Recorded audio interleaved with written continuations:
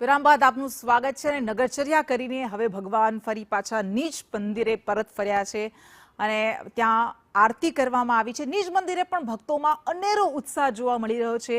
આ રથયાત્રા એ માત્ર એક ધાર્મિક ક્રિયા નથી, પરંતુ એ લોક આસ્થાનું જીવંત ઉદાહરણ છે, એ પરંપરાનું ઉદાહરણ છે, આધ્યાત્મિક ભાવનાનું ઉદાહરણ છે। અને આપ જોઈ રહ્યા છો કે કેવી રીતે અત્યારે જ્યારે રથ પરત ફર્યા છે ત્યારે પણ મોટી સંખ્યામાં શ્રદ્ધાળુઓ ભગવાનના દર્શનાર્થે પહોંચ્યા છે। આખી વિધિ આની પાછળની હવે શું રહેશે, એની પાછળની લોકવાયકાઓ શું છે એ પણ આપણે જાણી કે માતા રૂક્ષ્મણી નારાજ થયા હતા, કારણ કે ભગવાન પોતાના ભાઈ અને બહેન સાથે તેમને કીધા વગર નગરચર્યાએ નીકળ્યા હતા અને એટલા માટે હવે આખી રાત ભગવાન બહાર જ વિસામો કરશે, કારણ કે માતાજી નારાજ થયેલા છે, એમને અંદર પ્રવેશ નહીં આપે અને વહેલી સવારે આવતીકાલે સવારે જ્યારે ભગવાન મનામણા કરશે ત્યારબાદ તેમને પ્રવેશ મળશે। પરંતુ આ જે રથયાત્રા છે એની સાથે આ ખૂબ મોટી કસોટી પણ રહેતી હોય છે પ્રશાસન માટે પણ, અને એટલા માટે જ એ મહિનાઓથી તૈયારીઓ ચાલતી હોય છે। ક્યાંય નાની એવી પણ કોઈ ચૂક ન રહી જાય, ક્યાંય કચાશ ન રહી જાય। સર, તમે આ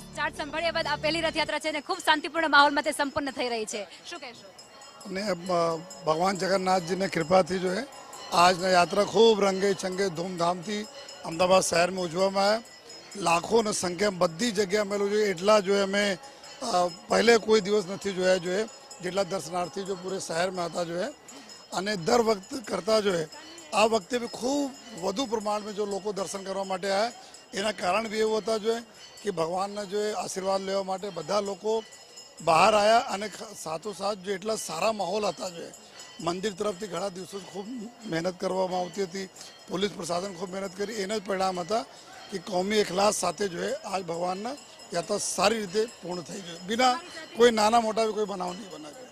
તમારી સાથે તમારા ફેમિલી મેમ્બર પણ છે, કેવી અનુભૂતિ થઈ રહી છે?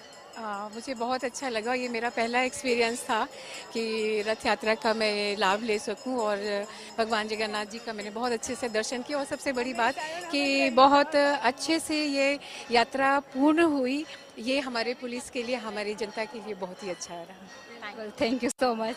તો આ હતા અમદાવાદના નવા પોલીસ કમિશનર, જેમના અંડરમાં આ પહેલી રથયાત્રા યોજાઈ છે અને ખૂબ શાંતિમય માહોલની અંદર તે સંપન્ન થઈ ચૂકી છે। તેમના પરિજનો હતા, તેમને પણ વાતચીત કરી અને કહ્યું છે કે પોલીસ માટે આ ખૂબ સારી સરાહનીય એક બાબત કહી શકાય તે છે, કારણ કે આ રથયાત્રા જેમાં કોઈ પણ પ્રકારની એવી ઘટના નથી ઘટી, એવી કોઈ દુર્ઘટના નથી ઘટી, નથી તો એવા કોઈ કાકરીચારા કરવામાં આવ્યા, જેને કારણે આ આખી રથયાત્રા પૂરી થઈ છે ખૂબ શાંતિપૂર્ણ માહોલની અંદર સંપન્ન થઈ ચૂકી છે। લોકોનો ઉત્સાહ તો ખૂબ અપાર હતો તેવો અમદાવાદ કમિશનર પોતે પણ કહી રહ્યા હતા, અને લોકોએ જે તેમને સાથ આપ્યો છે તે પણ ખૂબ અવિસ્મરણીય છે।